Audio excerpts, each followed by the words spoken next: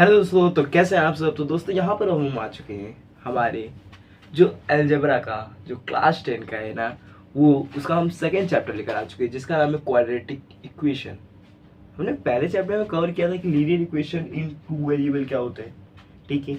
वहाँ पर हमने छोटी सी बात की थी क्वाड्रेटिक इक्वेशन की, ठीक है। तो आप अगर उस चैप्टर को देखें तो आपको थोड़ा थोड़ा समझ में आ रहा होगा कि क्वाड्रेटिक इक्वेशन होता क्या है, ठीक है। तो पहले समझते हैं क्वाड्रेटिक इक्वेशन का मतलब क्या होता है। फटाफट हमारे चैप्टर नंबर टू जिसका नाम है क्वाड्रेटिक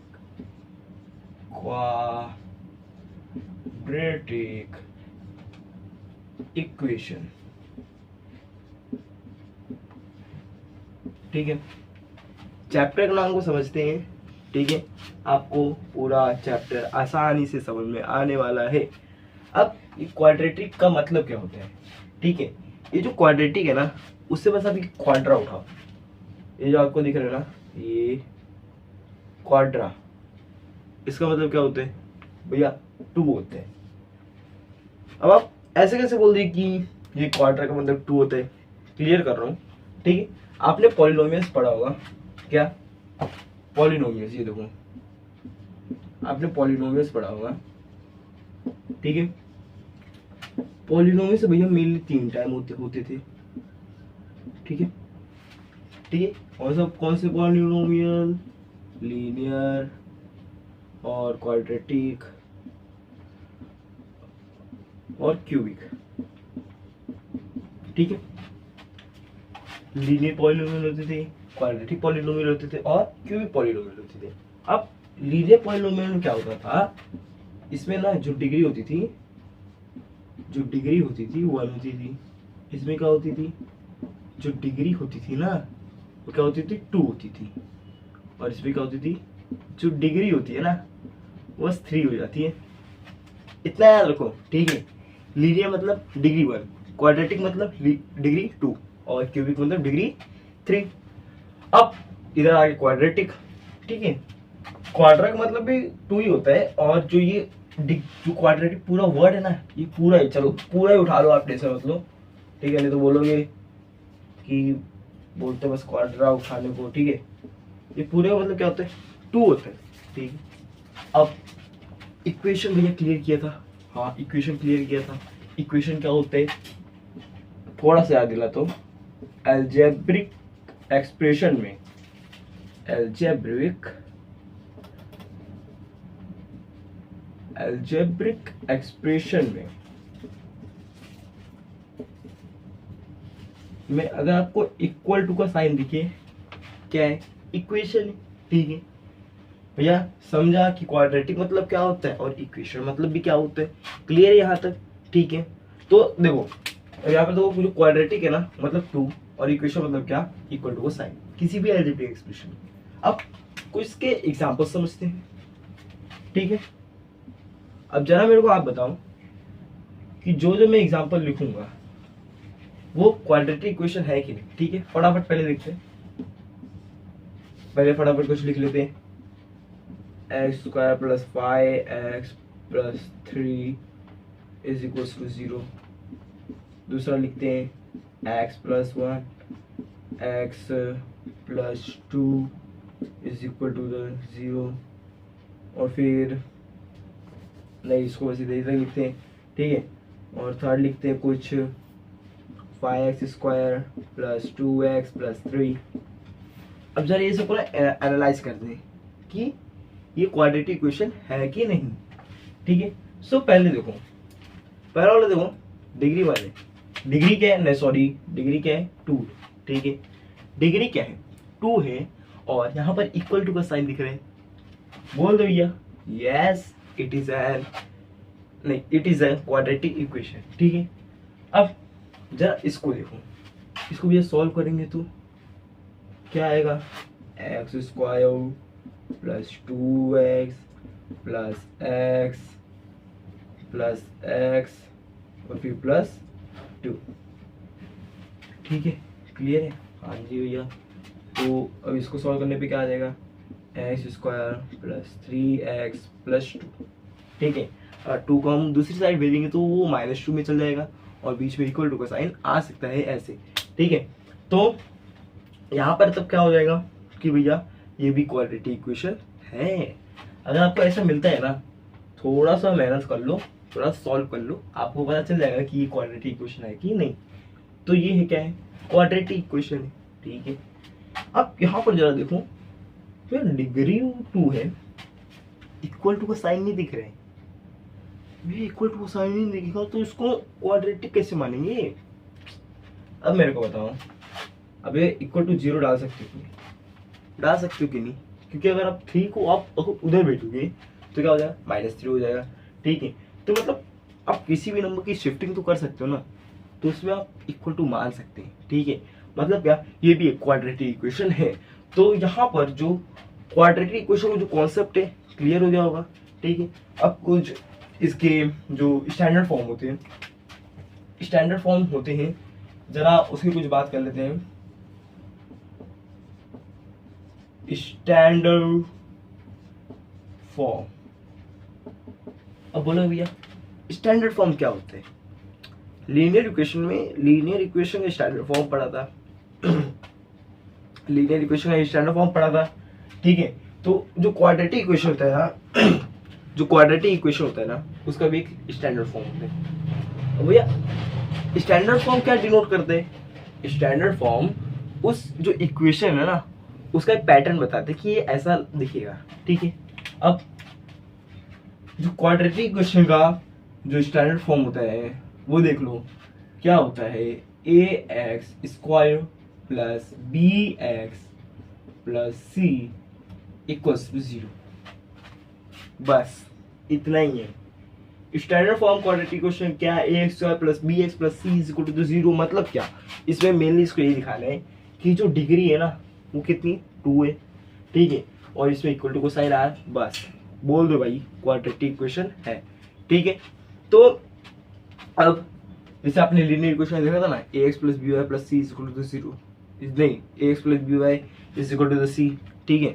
तो ऐसे क्वाड्रेटिक इक्वेशन का भी एक स्टैंडर्ड फॉर्म होते हैं, ठीक है।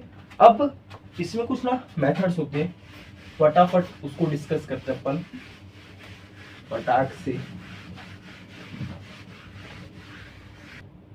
तो यहाँ पर ना भी जो हमारा एक मेथड है, पहले उसको सीख लेते हैं, जो क्वाड्रेटिक इक्वेशन में भी बहुत ही ज्यादा यूज आने वाला है, ठीक है। सो मेथड का नाम क्या है, मेथड का नाम देखो 2 है, ठीक है।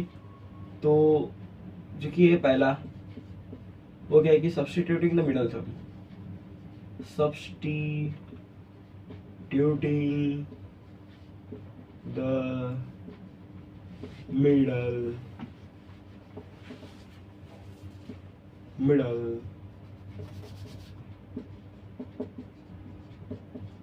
टर्म,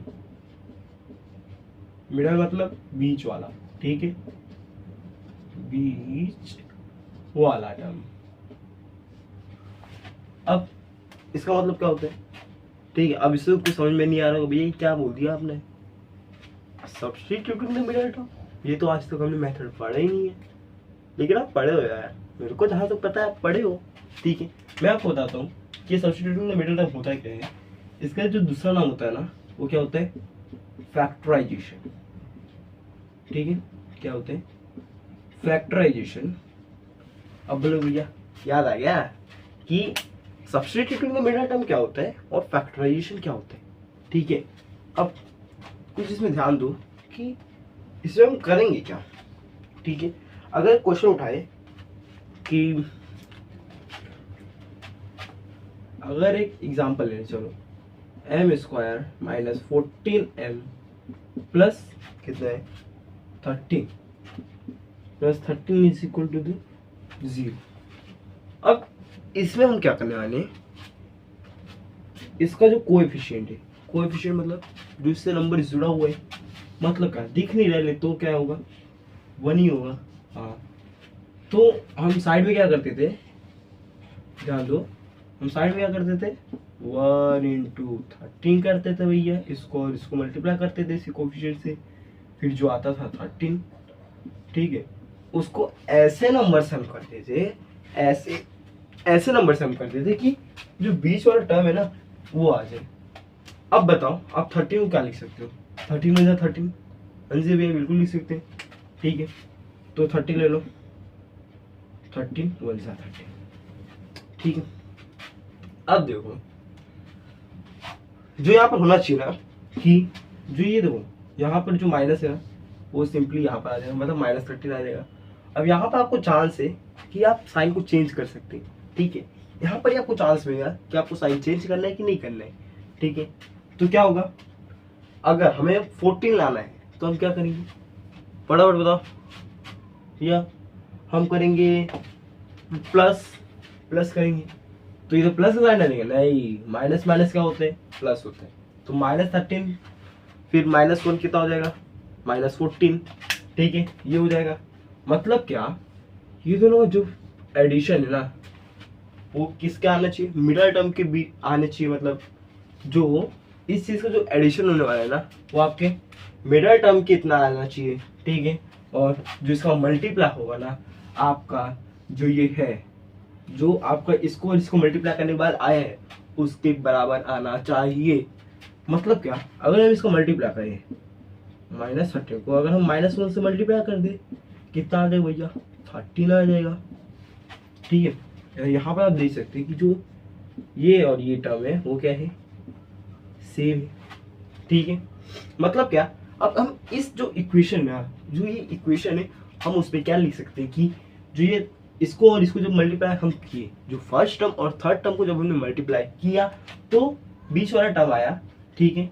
और उसका जो मतलब एडिशन या फिर सब्ट्रैक्शन करने पे बीच वाला टर्म आ रहा है, और उस जब हम उसका मल्टीप्लाई करेंगे तो जो हमने मल्टीप्लाई किया था इस पहले टर्म का और थर्ड टर्म का वो हमारा मिल जा रहा है। तो इसी को फैक्टराइजेशन कहते हैं और इसी को सब्स्टिट्यूटिंग द मिडिल टर्म कहते हैं। अब कोई बोले कि भैया सब्स्टिट्यूटिंग द मिडिल टर्म मेरे को बताओ, अब आप बता सकते हो, ठीक है। कंफ्यूज मत होना, इसका मतलब क्या होता है, जो बीच वाला टर्म है ना, बीच वाला टर्म मतलब क्या, ये वाला टर्म, उसे क्या करना, सब्स्टिट्यूट करना। सब्स्टिट्यूट किससे किया, आप इससे किए, ठीक है। ये जो है ना आप इससे क्या कर दो, उसको सब्स्टिट्यूट कर दो, ठीक है, खत्म, ठीक है। तो यहाँ पर आपको समझ में आएगा, तो इसको फटाफट सॉल्व कर लेते हैं तो आपको एक बार अंदाजा लग जाएगा कि भैया जो क्वाड्रेटिक इक्वेशन होते हैं ना उसको सॉल्व कैसे करते हैं, ठीक है। अब इसका पहले फटाफट ऐसे सॉल्यूशन लिखते हैं, ठीक है, आराम से क्वेश्चन लिखते हैं। m इसका -14m + 13 = 0, ठीक है, क्लियर है। अब जो हमने लाई थी वैल्यू, जो फैक्टर्स हमने लाए थे, ठीक है, वो क्या थे, -13 और -1। तो जो -14 है ना उसकी जगह पे हम क्या लिखने वाले हैं, -13m और -m, ठीक है। क्या लिखेंगे, m² -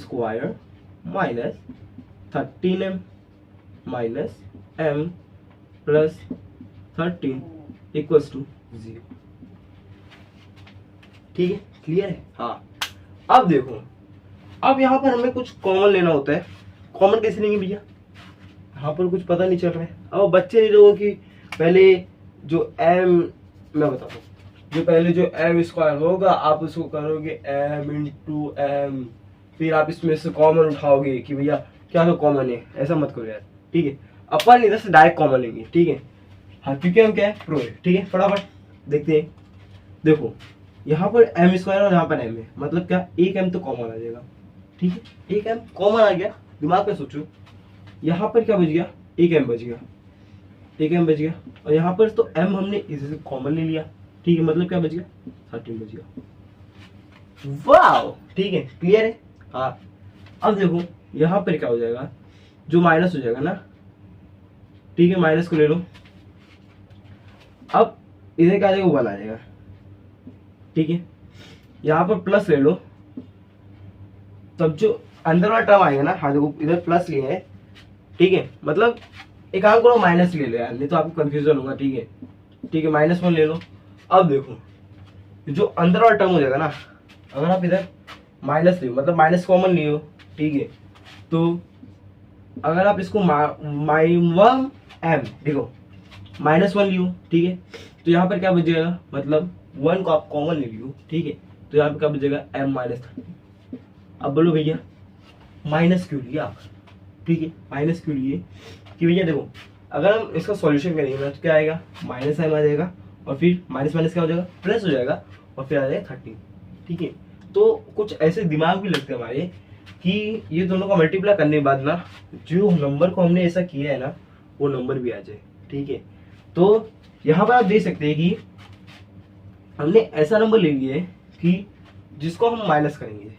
ठीक है, तो अगर हम -1 लेते हैं कॉमन, तो अगर हम इसको मल्टीप्लाई करेंगे तो जो ये वाला टर्म है ना वो हमारे मिल जाएगा। ठीक है, तो ऐसा भी जरूरी होता है मिलना, नहीं मिलता है तो थोड़ा आपको कंफ्यूजन हो सकता है। मतलब अगर आप कहीं फंस रहे हो सॉल्यूशन में तो आप एक बार ऐसा मतलब आप एक बार ऐसा अंदाजा लगा सकते हो कि भैया क्या होगा इसका आंसर, क्या हो सकता है। ठीक है, अब देखो अगर आपका जो ये वाला टर्म है ना और जो ये वाला टर्म है दोनों क्या आ जाए भैया, सेम आ जाए।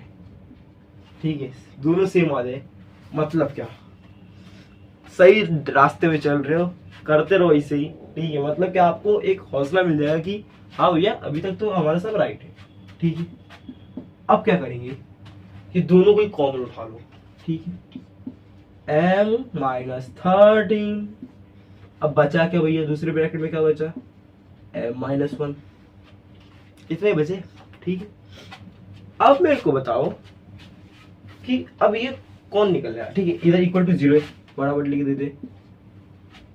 अब बताओ, ओहो इधर दो 0 नहीं आएगा, इक्वल टू नहीं आएगा भाई, ध्यान दे देना, इधर देयरफॉर डाल देना। ठीक है, तो m-13 m-1 is equal to 0। ठीक है, अब यहाँ पर हमारी क्या आएगी, दो वैल्यू आएंगी। ठीक है, दो वैल्यू आएंगी जिसमें m की वैल्यू कुछ और होगी पहले में और m की वैल्यू कुछ और होगी दूसरी। ठीक है, तो अब देखो इसमें हम ऐसे भी लिख सकते हैं, मतलब m-13 और जो m-1 है वो इक्वल टू है 0। मतलब क्या, m-13 इक्वल टू 0। ठीक है, ये हमारा पहला वाला लेते, ब्रैकेट हटा दो यार, कोई जरूरत नहीं है लगाने की। ठीक है, और यहाँ पर क्या है, m-1 इज इक्वल टू 0। ठीक है, 13 को उधर भेजा, क्या हो गया, m is equal to 13, m की पहली वैल्यू आ गई। ठीक है, और जो m अब -1 को उधर भेजा, क्या आ गया, +1 मतलब 1, m की वैल्यू क्या आ गई 1। मतलब क्या, यहाँ पर जो 13 और 1 है वो क्या इसके सॉल्यूशन है। पहले में m की वैल्यू कितनी है 39, दूसरे में m की वैल्यू कितनी 1 आई, बस यार ये क्या है आपका सॉल्यूशन है। ठीक है, ये सब लल्लू लल्लू क्वेश्चन है। ठीक है, तो यहाँ पर आप देख सकते हैं कि ये एक क्वेश्चन है जिसको हमने ऐसे सॉल्व किया। लास्ट में लिख दो यार, 13 and 1 are the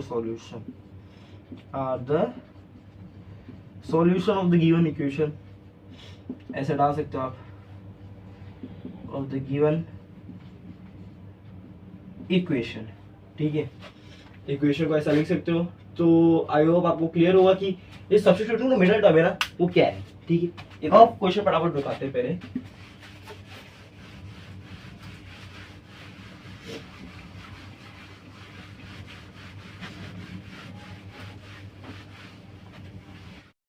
तो दोस्तों यहाँ पर जो हमारा क्वेश्चन है, अगला क्वेश्चन है, दूसरा क्वेश्चन है वो हमारा आ चुका है। ठीक है, तो देखते हैं इसको। तो यहाँ पर क्वेश्चन क्या भी 6√3 x² + 7x is equal to √3। कुछ नहीं समझ में आ रहा, ये √3 दिख गया ना, सब गया ऊपर। ठीक है, ऐसा मतलब यार आसान है। ठीक है, इक्वल टू का साइन दिख रहा है, हाँ इक्वल टू का साइन दिख रहा है ना, बस। ठीक है, क्वेश्चन पहला उतारते, क्या अपन करते, पहले हम क्वेश्चन उतारते, 6√3 x² + 7x is equal to √3। हाँ ठीक, क्वेश्चन हार्ड नहीं है, आसान है, लल्लू प्रॉब्लम है, लिख दो इधर लल्लू प्रॉब्लम। ठीक है, आसान। देखो जरा, जब आप 6√3 x² + 7x minus √3 equals to √3 उस पार था, नदिया के उस पार था, जब इधर बुलाया तो आगे माइनस में। ठीक है, और बचा क्या 0। ठीक है, कुछ नहीं बचा, मतलब क्या, 0 बचा है। ठीक है, मतलब इक्वल टू का साइन तो लाओ यार, इक्वल टू का साइन लाना जरूरी है और इक्वल टू में 0 भी आना जरूरी है। ठीक है, अब देखो ये बन गया एक क्या, क्वेश्चन बन गया। ठीक है, आपने इसको 8th में सॉल्व किया होगा, 9th में भी सॉल्व किया होगा। ठीक है, कि फैक्टराइजेशन आपने मेथड सॉल्व किया होगा। ठीक है, अब इसमें क्या करते हैं, पहले टर्म को थर्ड टर्म से मल्टीप्लाई करते हैं, फिर उसका प्लस माइनस करने के बाद हम बीच वाला टर्म लाते हैं और उसको मल्टीप्लाई करने के बाद जो कि फर्स्ट टर्म हमने थर्ड टर्म को मल्टीप्लाई किया था, वो जो उसका आंसर आया था उसको मल्टीप्लाई करने के बाद उसका आंसर आना चाहिए, मतलब वो आंसर आना चाहिए। कुछ समझ में नहीं आया, पता है मेरे को। ठीक है, मैं बताता हूँ, जब सॉल्व करूंगा ना तो आपको धीरे धीरे कॉन्सेप्ट क्या होंगे, क्लियर होंगे। ठीक है, अब देखो 603 इंटू √3 करेंगे।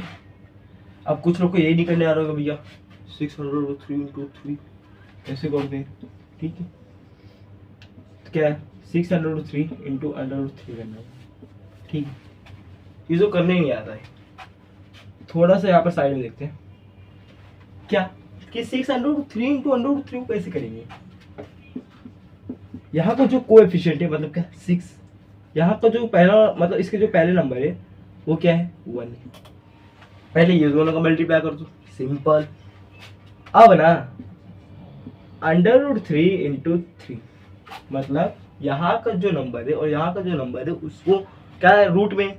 ठीक है, तो रूट में दोनों ले लो और उसको मल्टीप्लाई कर दो, क्लियर। बोलो भैया इतना आसान तो हमारे टीचर लोग भी नहीं पढ़ाए थे, आप कैसे पढ़ा रहे हो।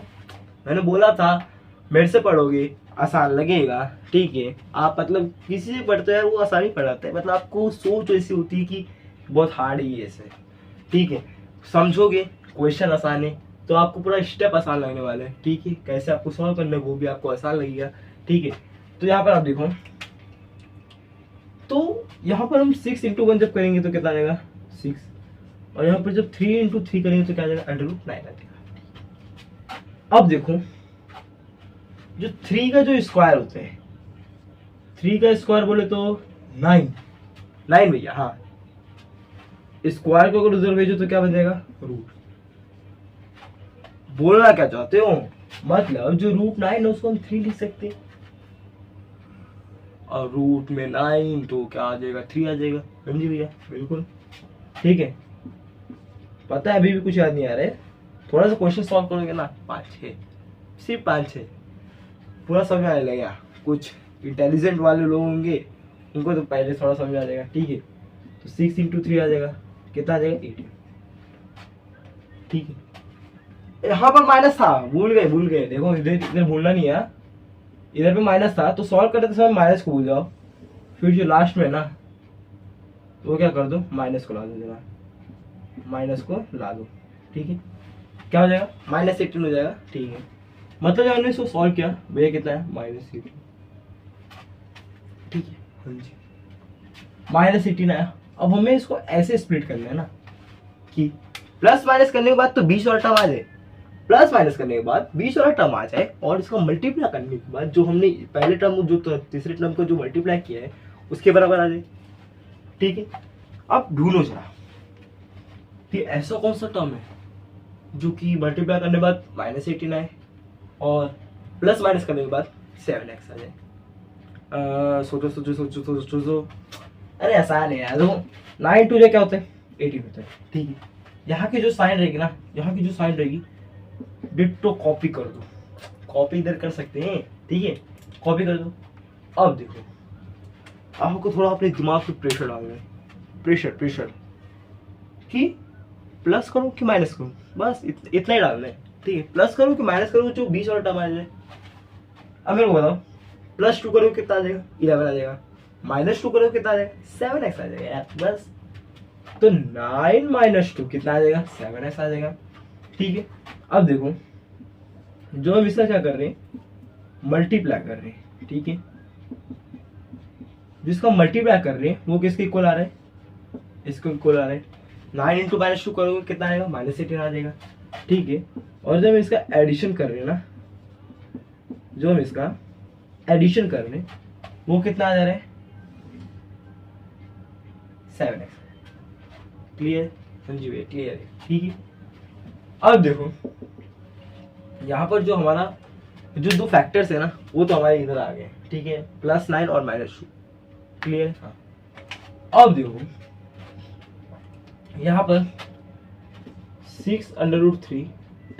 अब जो ये मिडल टर्म होगा ना वो सब्स्टिट्यूट हो जाएगा किस फैक्टर से, ये जो दोनों फैक्टर्स है ना उससे क्या हो जाएगा, सब्स्टिट्यूट हो जाएगा। मतलब क्या, +9x - 2x - √3 = 0। वाह, ठीक है ऐसा।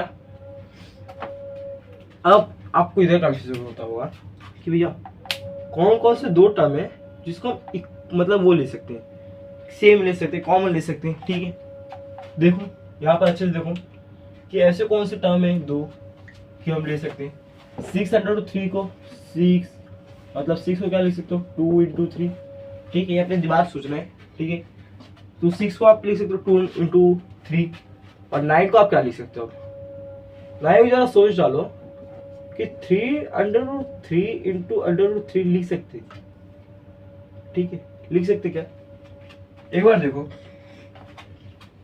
अगर √3 × √3 का करे तो 9 आ जाएगा। देखो अभी इधर मल्टीप्लाई किया तो वैसे इधर करना है, 3 × 1 क्या आ जाएगा, 3 आ जाएगा, ठीक है। मतलब क्या, जो 9 का रूट हो जाएगा वो कितना आ जाएगा, 3 हो जाएगा, ठीक है। क्लियर है? हाँ जी। मतलब क्या, ये आ जाएगा 9। मतलब 9 को तो हम ऐसा लिख सकते इधर। क्लियर हो गया कि 9 को ना ऐसा लिख सकते हैं, ठीक है। तो देखो यहाँ पर जो 2 × 3 है और यहाँ पर 3√3 × √3 है, ठीक है। तो जो 3 हो जाएगा वो क्या आ जाएगा, कॉमन आ जाएगा, ठीक है। यहाँ जो √3 है ना वो कॉमन आ जाएगा, ठीक है। एक √3 इधर पे, ठीक है, और एक √3 इधर पहले से ही, ठीक है। अब देखो जो यहाँ का x² है ना और यहाँ का x है, इसमें से एक x कॉमन आ जाएगा। क्लियर? क्लियर है। अब देखो, ठीक है। अब यहाँ पर क्या है, जो 2 है वो बचे, ठीक है, 2 बचे, और यहाँ पर जो x² था मतलब 2x से वहां पे बस अब एक x बचा है, ठीक है भैया। हाँ जी बचा है। अब यहाँ पर तब क्या बचा है, ठीक है, x भी इधर कॉमन ले चुके हैं, √3 इधर से कॉमन ले चुके हैं। मतलब क्या, 2 √3 थे हमारे पास, 2 √3 थे, मतलब एक √3 तो हमने कॉमन ले लिया है, बचा कितना, एक √3। क्लियर है? हाँ क्लियर, ठीक है। और एक √3 बचा, ठीक है, 3 भी हमने कॉमन ले लिया तो 10। हाँ जी, मतलब पूरा उधर का हट गया। अब यहाँ पर देखो, यहाँ पर कुछ कॉमन देखो, माइनस है तो माइनस आ जाएगा, ठीक है। और यहाँ पर कुछ कॉमन नहीं है तो क्या देगा, 1 आ जाएगा, ठीक है। फिर क्या देगा, 2x। अब आपको दिमाग लगाना है कि अगर इधर प्लस डालूंगा तो इसका सॉल्यूशन करने पे क्या आएगा, √3 = 0, ठीक है। अब देखो आपको थोड़ा दिमाग लगाना है कि अगर इसका मल्टीप्लाई करूँ ना तो क्या जो ऊपर वाला टर्म है वो आ रहा है, जरा ध्यान दो। -1 को 2x से मल्टीप्लाई करोगे तो कितना आ जाएगा, -2x आ जाएगा। हाँ जी। और -1 को √3 से मल्टीप्लाई करोगे तो क्या आ जाएगा, -√3 आ रहा है। मतलब ये क्या है, सही है। और एक बार ये दोनों सेम मिला, क्या मिला, ये दोनों क्या मिला, सेम मिला। मतलब क्या कि जो हम रास्ते पे जो चल रहे हैं, जिस रास्ते में चल रहे वो क्या है, रास्ता सही है, ठीक है। फटाफट देखो, अब देखो ये दोनों क्या ले लो, कॉमन ले लो फटाफट से। इसमें सब कॉमन ही ले रहे हैं और कुछ नहीं कर रहे, ठीक है। और इसमें क्या कर रहे हैं, 3 √3x, फिर क्या है, -1 है, ठीक है। -1 क्या है, 0। अब ना देखो यहाँ पर जो पहला जो ये टर्म आ गया और जो ये दूसरा पूरा टर्म समझ लो, ठीक। ये पहले ब्रैकेट में है उसको पहला टर्म समझ लो, इसको ये जो दूसरे ब्रैकेट में है उसको दूसरा टर्म समझ लो, ठीक है। अब देखो, ठीक है, यहाँ पर पहला क्या आ जाएगा, यहाँ पर जो x की जो दो वैल्यू आने वाली है, ठीक है, x की हमारी दो वैल्यू आने वाली है। पहला क्या हो जाएगा, 2x + √3 = 0 आ जाएगा। दूसरा क्या हो जाएगा, 3 √3x - 1 = 0, ठीक है। पहली क्या वैल्यू आएगी हमारी, जो 2x + √3 = 0, और दूसरा क्या होने वाला है हमारा, 3 √3x - 1 = 0। क्वाड्रेटिक क्वेश्चन में यही होगा, ठीक है। हमारी दो सॉल्यूशन हमारे आने वाले हैं, ठीक है। तो अब पहले इसको सॉल्व करते हैं अपन। अब देखो पहले इसको थोड़ा छोड़ो इसको, ठीक है। तो 2x, अब देखो √3 है, उस साइड जाएगा क्या हो जाएगा, नदी के हम उस पार अगर इसको भेजेंगे तो क्या हो जाएगा, माइनस हो जाएगा, -√3, ठीक है। मल्टीप्लाई में तो क्या हो जाएगा, डिवाइड हो जाएगा।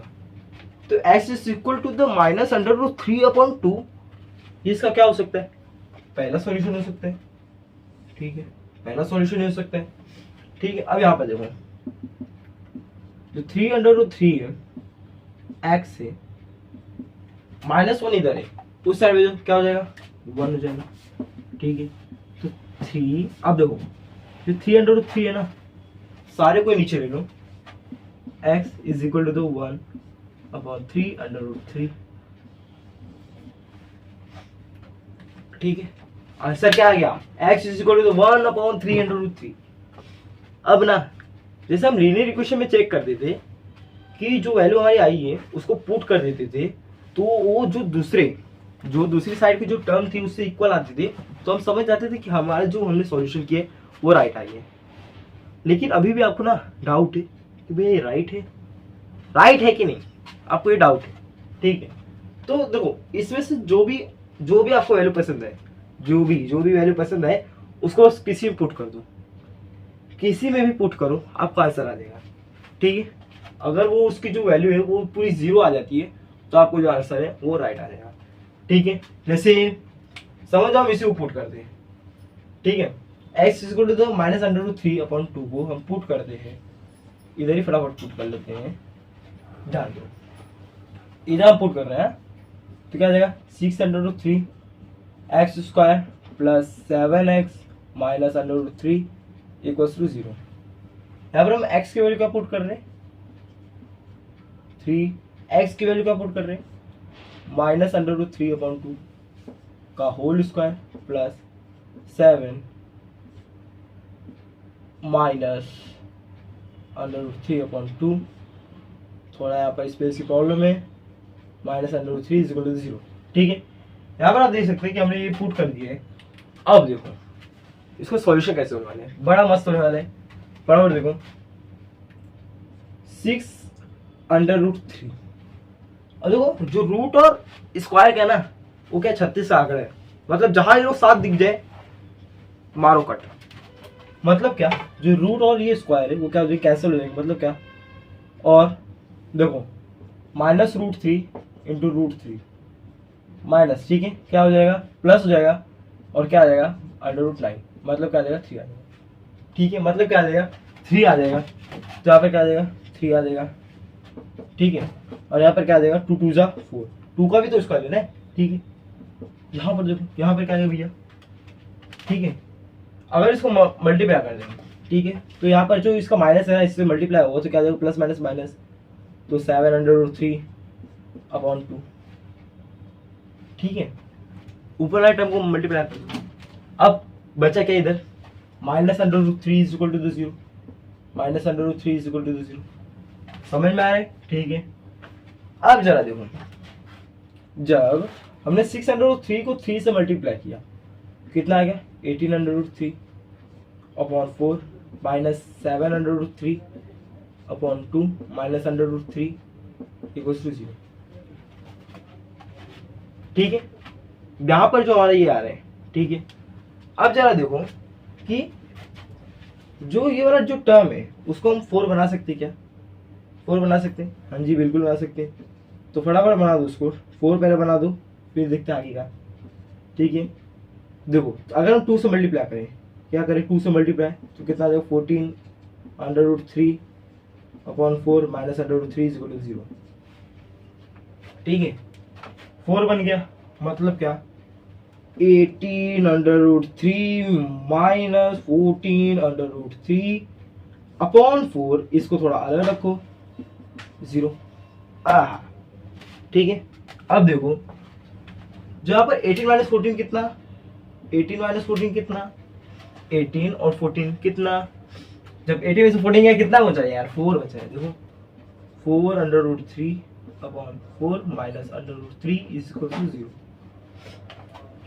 ठीक है, ये 4 कैंसर। अब क्या बचा, अब देखो यहाँ पर जो सॉल्यूशन हो जाता है हमारा बहुत आसान हो जाता है। क्या बचा, under root 3 minus under root 3 is equal to 0। अब बताओ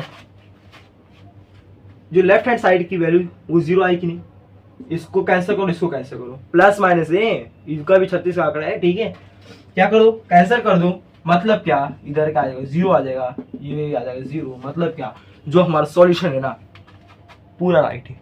ठीक है, यहाँ पर आप चेक कर सकते हैं कुछ इस प्रकार से कि जो हमने सॉल्व किया है उसका आंसर क्या है, राइट आया है। ठीक है, तो आई होप कि आपको ये जो क्वेश्चन होगा, जो आपको ये जो मेथड होगा चेक करने का, वो आपको पसंद आया है। ठीक है, अब कुछ बढ़ते हैं अगले टॉपिक पे फटाफट।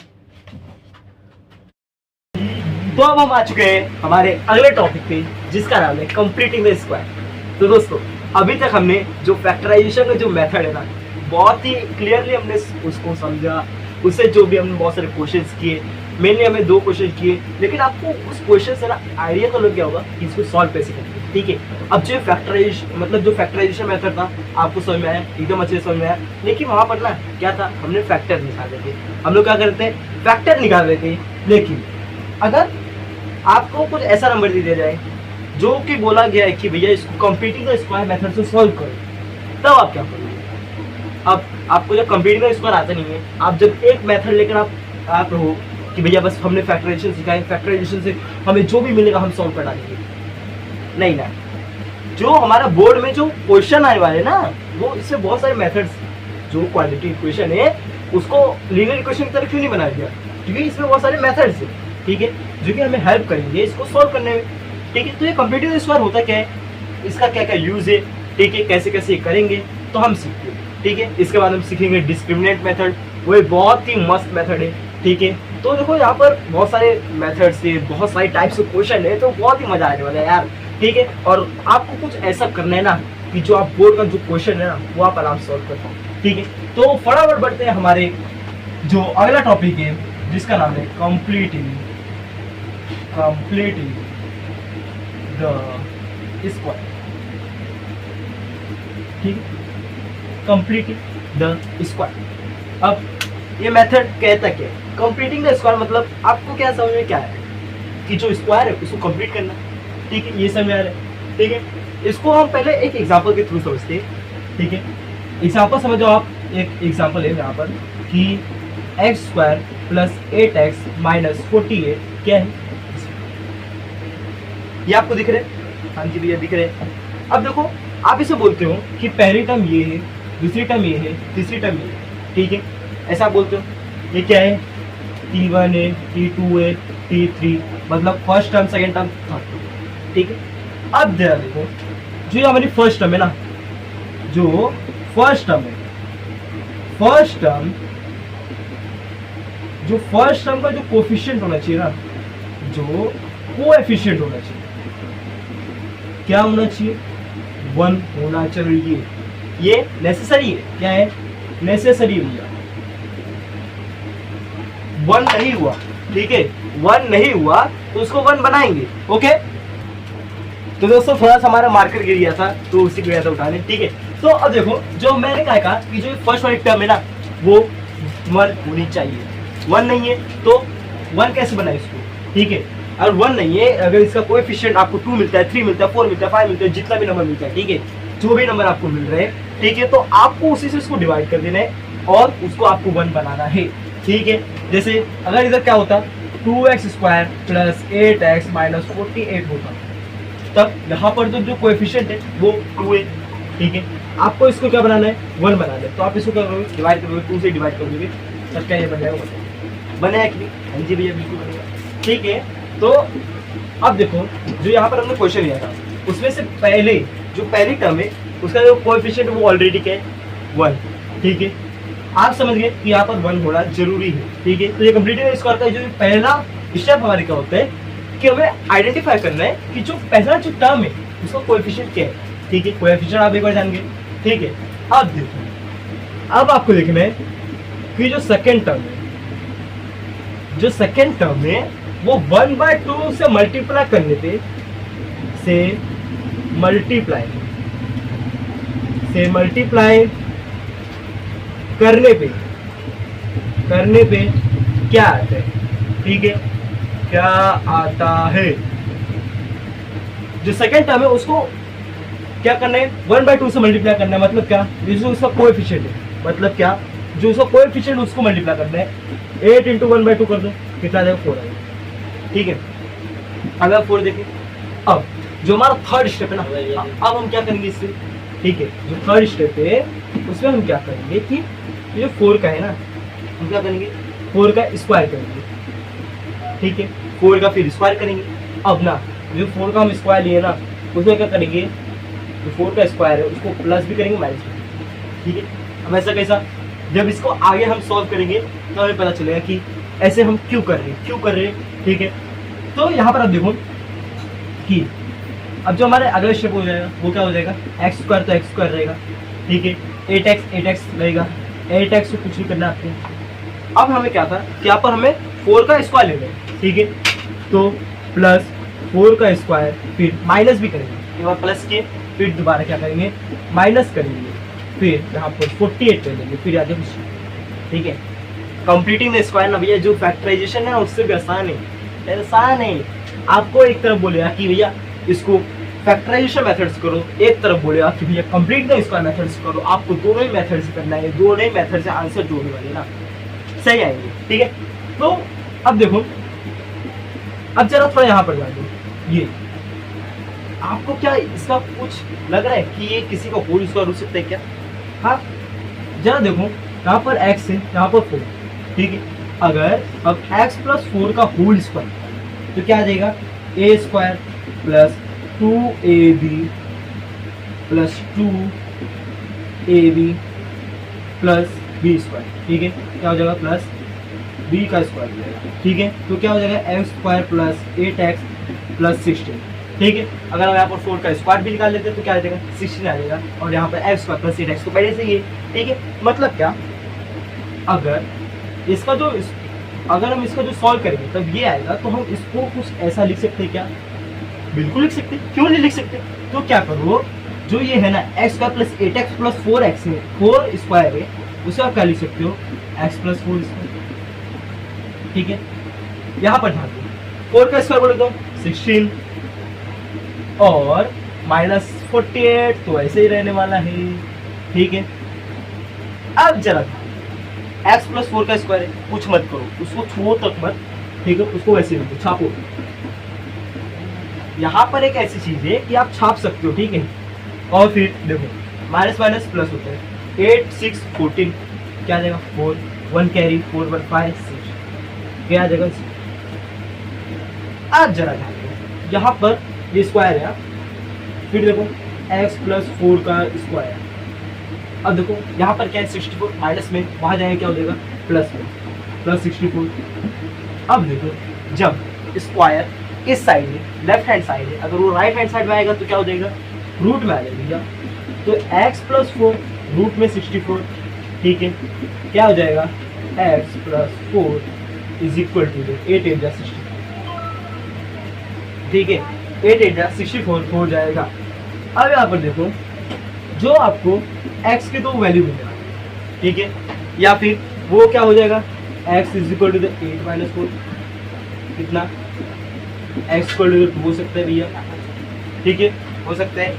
अगर ये नहीं होगा तो क्या हो जाएगा, देखो ये नहीं होगा, मेरी बात सुनो, ठीक है। यहाँ पर आप देखो, अब आप अगर 8 को इधर बुला दो, ठीक है, +4 - 8 = 0। अब यहाँ पर क्या हो जाएगा, प्लस माइनस माइनस, 8 + 4 क्या 4, क्या हो जाएगा, x - 4 = 0, ठीक है, x - 4 = 0। तो अब जो ये चीज था ना हमारा, जो अंडर रूट में 64 था, तो क्या इसका आंसर है 8, ठीक है। अब देखो यहाँ पर क्या होते हैं, जो x + 4 है, या फिर वो +8 होगा या फिर वो -8 होगा। मतलब क्या, जो x + 4 है वो 8 सिंपली हो जाएगा, या फिर जो x + 4 है वो क्या हो जाएगा, -4, ठीक है। यहाँ पर हमने लिया था +- 4 का स्क्वायर, ठीक है। अब देखो अगर हम यहाँ पर भेजें 8 माइनस 4 करके, फिर यहाँ पर क्या करें कि जो -8 है उसको -4 करें, ठीक है। तो आप यहाँ पर देख सकते हैं कि 8 माइनस 4 4, यहाँ पर एक वैल्यू आ गई और यहाँ पर भी एक वैल्यू आ जाएगी, माइनस प्लस -12 हो जाएगा, यहाँ पर दूसरी वैल्यू आएगी। तो ये जो कंप्लीटिंग स्क्वायर है ना, इसमें भी आपको कुछ ऐसी वैल्यू मिलती है, ठीक है। तो यहाँ पर जो हमारा कॉन्सेप्ट है कंप्लीटिंग स्क्वायर का वो होता है क्लियर, ठीक है। अब आगे बढ़ते हैं हम। अब जो हमारा अगला क्वेश्चन है वो आ चुका है, जो कि x² + x - 20। इसको बोला है ना कंप्लीटिंग स्क्वायर से इसको सॉल्व करो, ठीक है। कैसे सॉल्व करेंगे भैया? हमने बोला था जो पहला टर्म होना चाहिए उसका जो कोएफिशिएंट होना चाहिए वो क्या होना चाहिए, 1, ठीक है। यहाँ पर आप देख सकते हैं कि जो पहला टर्म है ना उसका क्या कोएफिशिएंट है, 1 है, तो ठीक है इसको हम पूछ लेंगे, इसको वैसे ही। दूसरा टर्म है, दूसरे टर्म का जो कोएफिशिएंट मतलब 1 है उसको 1/2 से मल्टीप्लाई करेंगे, बिल्कुल क्या आ जाएगा 1/2। फिर क्या करेंगे हम इसका होल स्क्वायर लेंगे, इसका होल स्क्वायर क्या करेंगे, क्या प्लस माइनस दोनों करेंगे 1/2 को, ठीक है। इसका पूरा स्क्वायर ले लो पहले, तो क्या आ जाएगा 1/4 आ जाएगा, ठीक है। तो कुछ इसके जो है नहीं सॉरी 1/2 का होल स्क्वायर, फिर इसको प्लस माइनस करेंगे, ठीक है। तो अब देखो यहाँ पर आएगा +x, ठीक है। अब हम क्या करेंगे, जो 1/2 इसका होल स्क्वायर उसको प्लस भी करेंगे उसको माइनस भी करेंगे, ठीक है। फिर क्या आ जाएगा -20 = 6, ठीक है। अब जरा देखो यहाँ पर जो x² + x + 1/2 का होल स्क्वायर है, आपको लगता है कि किसी का तो होल स्क्वायर होगा, ठीक है। जरा देखो आपको मैं एक ट्रिक बता रहा हूँ, इधर का नंबर उठाओ इधर का नंबर उठाओ, ठीक है। x + 1/2 उठाए, इसका होल स्क्वायर कर दो, ये आपका इतना मिल जाएगा, ठीक है, मिल जाएगा। तो मतलब क्या इसी जगह आप ये लिख सकते हो, सिंपली बिल्कुल लिख सकते हो x + 1/2 का होल स्क्वायर, ठीक है, माइनस 1 का स्क्वायर 1, 2 का स्क्वायर 4, -20 = 0। अब देखो जो x + 1/2 का होल स्क्वायर है वो ऐसे रहने वाला है, ठीक है। अब यहाँ पर देखो माइनस में देखो जब 4 इधर से जाएगा मल्टीप्लाई होगा तो क्या हो जाएगा 1, 4 2 8 मतलब 80/4 = 0, ठीक है। तो x + 1/2 का होल स्क्वायर माइनस माइनस का अगर प्लस होता है मतलब क्या -81/4 आ जाएगा = 0।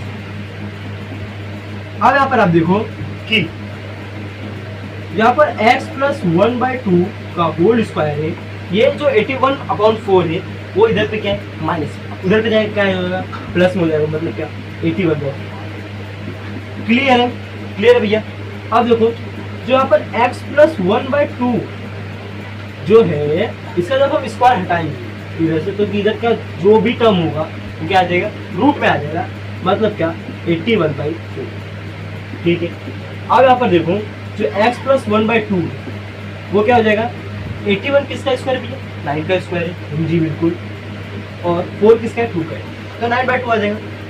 अब देखो यहाँ से हमें ये तो पता चलता है कि जो x + 1/2 है वो क्या है 9/2 हो सकते हैं, या फिर जो x + 1/2 है वो क्या हो जाएगा -9/2, या फिर प्लस में आएगा या फिर ये माइनस में आ जाएगा। इसकी कुछ हमारी दो वैल्यूज आएंगी, ठीक है। अब देखो जो 1/2 है ना, देखो जो 1/2 है तो यहाँ पर 9/2 -1/2 हो सकते हैं, ठीक है। यहाँ पर क्या हो जाएगा x = -9/2 फिर -1/2, बिल्कुल डिनोमिनेटर से मतलब ऊपर वाले टर्म को वजह से कर दो, तो x = 9 - 1/2, फिर क्या हो जाएगा x = -9 - 1/2। यहाँ पर x की वैल्यू क्या आ जाएगी 9 - 1 8, 2 4 8, तो क्या आ जाएगा x = 4 आ जाएगा। यहाँ पर क्या आ जाएगा माइनस माइनस प्लस -10, तो क्या आ जाएगा -10 आ जाएगा, तो -5 आ जाएगा यहाँ पर वैल्यू। बस यहाँ पर जो x की वैल्यू है वो दो हमारी x की वैल्यू आ गई यहाँ पर। तो देखो जो ये क्वेश्चन था वो कुछ ऐसे सॉल्व होने वाले, ऐसे हम बहुत सारे क्वेश्चंस देखते हैं। एक और क्वेश्चन फटाफट उठाते हैं इसी दम पे, फटाफट एक और क्वेश्चन उठाते हैं, ठीक है। तो जो हमारा अगला क्वेश्चन है वो क्या है कि अगला question x² + x square plus 2x minus 5 equals to 0। देखो x square plus 2x minus 5 equal to 0। पहला टर्म क्या है भैया, इसमें पहला टर्म है 1, इसका कोएफिशिएंट है, जैसे कुछ नहीं करेंगे, ठीक है। अब देखो जो अगला है ना, उसको हम क्या करते थे 1/2 से मल्टीप्लाई करते थे, 2 कैंसर, ठीक है, 2 कैंसर हो जाएगा, 2 हो जाएगा, क्या बचेगा 1 बचेगा, 1 का स्क्वायर प्लस माइनस में कर लो, बस इतना करना है, ठीक है। तो क्या हो जाएगा यहाँ पर जो एक्स स्क्वायर है और फिर प्लस 2x, अब देखो यहाँ पर जो है वो क्या हो जाएगा प्लस 1 स्क्वायर फिर माइनस 1 स्क्वायर फिर माइनस 5 इक्वल्स टू 0। अब मैंने आपको बोला था कि यहाँ पर जो होगा ना वो क्या हो जाएगा, ध्यान दो, x और 1 क्या हो जाएगा, x प्लस 1 का होल स्क्वायर हो सकता है इतना, हाँ जी बिल्कुल हो सकता है। अगर आप इधर निकाल देख लीजिए तो ये आएगा, ठीक है। तो क्या आ जाएगा x प्लस 1 का होल स्क्वायर हम लिख सकते हैं इसको। अब देखो 1 का स्क्वायर 1 माइनस 5 इक्वल्स टू 0, ठीक है। तो अब देखो यहाँ पर जो x प्लस 1 का होल स्क्वायर, फिर देखो -1 माइनस 5, अब देखो -1 माइनस 5 कितना होता है -6 हो जाएगा, x प्लस 1 का whole square minus 6 equals to 0। अब देखो जो यहाँ पर x प्लस 1 का होल स्क्वायर, ठीक है, -6 से हो जाएगा 6 हो जाएगा, ठीक है। अब यहाँ पर जाना जो यहाँ पर है x प्लस 1 का होल स्क्वायर, ठीक है। तो यहाँ पर जब स्क्वायर इधर से हटेगा तो क्या हो जाएगा, ये इधर चल जाएगा, ठीक है, चल जाएगा। अब √6 को आप ऐसे रहने दो या फिर इसको कुछ अलग तरीके से तो लिख नहीं सकते हो, ठीक है, रहने दो तब। तो अब देखो, ठीक है, थोड़ा ऐसे लिखते हैं। अब देखो जो x प्लस 1 उसकी रो वैल्यू आएगी या फिर √6 आया, ठीक है, या फिर √6 आएगा या फिर x प्लस 1 माइनस में √6 आएगा, ठीक है। ये इसकी रो वैल्यू हो सकती है हमारी। तो अब देखो पहला क्या जाएगा √6 माइनस 1 या फिर x प्लस 1 जो यहाँ पर है वो क्या हो जाएगा -1, ठीक है, -√6 यस। तो अब देखो यहाँ पे क्या जाएगा -√6 माइनस 1, ठीक है, कुछ ऐसे हो जाएगा। तो यहाँ पर 1 है, यहाँ पर 1 है, कुछ नहीं होगा, यहाँ पर 1 है, यहाँ पर 1 है, ठीक है। तो ये कुछ इसका आंसर हो सकते हैं, ठीक है। तो अब बढ़ते हैं हम अगले क्वेश्चन पे। तो दोस्तों अब हम आ चुके हैं हमारे अगले मेथड पे जिसका नाम है डिस्क्रिमिनेंट मेथड। तो दोस्तों ये मेथड क्या होते हैं, क्या कैसे करेंगे हम सब इसे समझने वाले, ठीक है। तो समझ जाओ कि आपके पास कोई ऐसा आपको मिल गया क्वाड्रेटिक इक्वेशन या फिर आपको कोई भी ऐसा अलजेब्रिक एक्सप्रेशन मिल गया जिसको बोला गया भैया इसको फैक्टराइज करो। अब उसको जब फैक्टराइज करने गए तो जो मिडल टर्म थी ना आप उसको स्प्लिट ही नहीं करते, मतलब क्या कि जो उसका फैक्टर्स आना चाहिए ना वो आपको मिला नहीं, उसको प्लस माइनस करने के बाद वो मिडल टर्म आना और उसको मल्टीप्लाई करने के बाद वो जो थर्ड टर्म था उसको आना जो उसको मल्टीप्लाई करके आ रही थी, ठीक है। तो जो ये होता है, तो अगर आप उसको नहीं कर पा रहे हो, अगर आप उसको फैक्टर उसका आप नहीं ला पा रहे हो, अगर उसको आप उसको स्प्लिट नहीं कर पा रहे हो, तो ये डिस्क्रिमिनेंट मेथड है ना वो आपके काम आ सकते हैं, ठीक है। इसके लिए एक फॉर्मूला है, देखो जैसा कि हमने सब क्वाड्रेटिक सारे जितने भी हमारे क्वाड्रेटिक इक्वेशन है हमने उसमें देखिए कि हम उसमें क्या कर रहे थे, एक्स की वैल्यू निकाल रहे थे, ठीक है, एक्स की वैल्यू निकाल रहे थे। इसमें भी क्या करेंगे, सिंपल यार, सिंपल एक्स की वैल्यू निकालेंगे, ठीक है। तो एक्स की वैल्यू निकालने के लिए हमें एक फॉर्मूला दिया गया है जो कि -b प्लस माइनस में √b² minus 4ac upon 2a, ठीक है। ये एक प्यारा सा हमारा फॉर्मूला है तो जिससे हम अपने जो x की वैल्यू उसको निकाल सकते हैं, ठीक है। अब देखो, अब इसमें ना एक बार एक क्वेश्चन फटाफट सॉल्व करते हैं, ठीक है।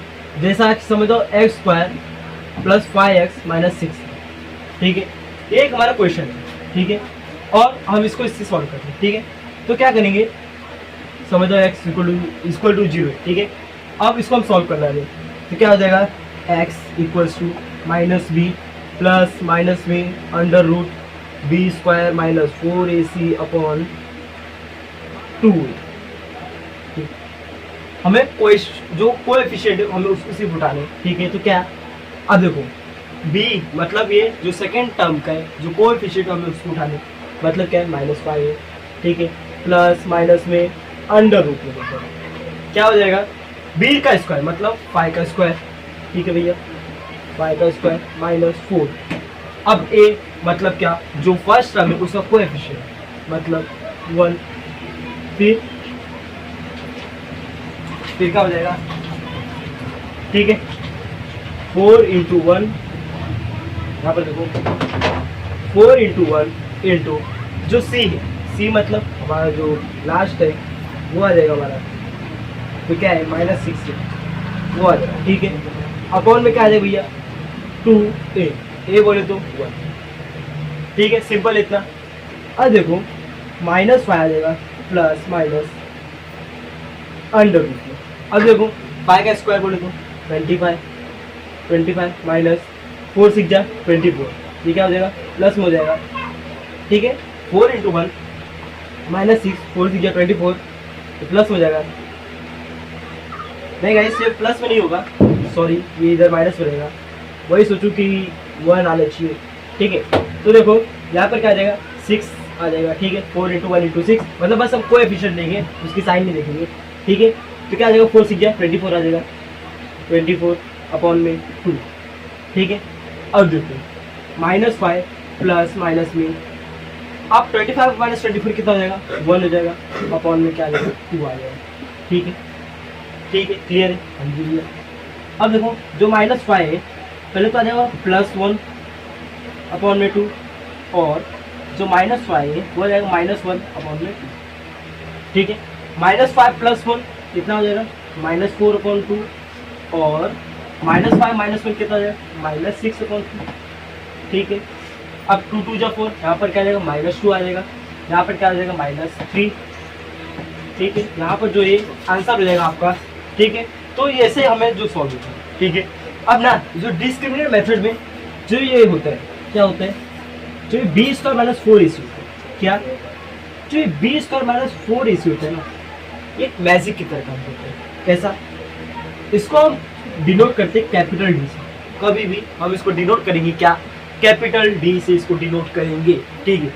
अब ना इसके लिए कुछ रूल बनाएंगे कि अगर जो हमारा डी आया, मतलब जो हमारा b² - 4ac आया, अगर वो 0 के इक्वल आएगा तो वो क्या रहेगा, अगर 0 के इक्वल आया तो क्या रहेगा, वो क्या हो जाएगा रियल नंबर हो जाएगा, ठीक है, अगर रियल मतलब 0 के इक्वल आ गया तो वो रियल और क्या हो जाएगा इक्वल हो जाएगा, ठीक है, ये पहला क्लियर हुआ, ठीक है। और जो दूसरा हमारा बनाया गया था रूल वो क्या था, अगर जो डी है वो ग्रेटर है 0 से, मतलब क्या पॉजिटिव नंबर है, तो वो क्या हो जाएगा रियल तो होगा बट क्या हो जाएगा अनइक्वल हो जाएगा, ये क्या हो जाएगा अनइक्वल हो जाएगा, एंड अनइक्वल, ठीक है। और जो तीसरा हमारा रूल था वो क्या कहता था कि जो डी है अगर वो 0 से कम आते हैं, मतलब क्या अगर माइनस में आता है तो क्या हो जाएगा इज नॉट अ रियल, ठीक है, मतलब वो रियल ही नहीं है। ये तीनों ना जो रूल है वो आपके बहुत काम आ सकते हैं, ठीक है, जब भी अगर आपको कोई ऐसा क्वेश्चन मिलता है कि बोला है कि डिफाइन करो कि वो रियल है अनइक्वल है अनइक्वल है, तो आप कुछ ऐसा कर सकते हैं। तो जो यहाँ पर डिस्क्रिमिनेंट मेथड है वो कुछ यही है, जिसमें आपको ये जो एक्स है, एक्स को हम क्या बोल सकते हैं, इसको हम दो नाम दे सकते हैं, पहला तो सॉल्यूशन होता है हमारा, और दूसरा इसको रूट भी होता है, ठीक है। अगर बोला गया फाइंड द रूट, मतलब क्या आपको बोला जा रहा है कि भैया इसको एक्स फाइंड करते हैं, ठीक है, सिंपल है यार। देखो तो जो डिस्क्रिमिनेंट मेथड था वो हमारा कुछ ऐसा था, ठीक है। अब बढ़ते हैं हमारे अगले मेथड की तरफ, अगले मतलब क्वेश्चन की तरफ। तो दोस्तों अब हमारे एक क्वेश्चन आ चुका है जो कि बेस्ड है डिस्क्रिमिनेंट मेथड पर। अब देखो इसमें बोला गया है क्या, फाइंड द डिस्क्रिमिनेंट। क्या बोला गया हमें, फाइंड द डिस्क्रिमिनेंट, ठीक है। बोला गया है डिस्क्रिमिनेंट को फाइंड आउट करो। अब डी पढ़ा था हमने, डी क्या होता था हमारा b² - 4ac होता था। मतलब बोला गया है कि जो b² - 4ac ना, इससे क्या करना है, फाइंड आउट करना है। क्या करना है, फाइंड आउट करना है हमें, ठीक है। b² - 4ac हमें मिला, तो हमारा पूरा आंसर मिलेगा। ठीक है, इसमें x की वैल्यू तक निकालने की जरूरत नहीं है, बस आपको d की वैल्यू चाहिए। क्या चाहिए? बस d की वैल्यू चाहिए।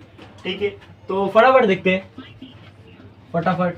ठीक है, तो हमने फॉर्मूला पढ़ा था क्या, कि जो x होते हैं वो क्या होते हैं, माइनस बी अंडर रूट में प्लस माइनस अंडर रूट में क्या था, B square minus 4ac upon में 2a था।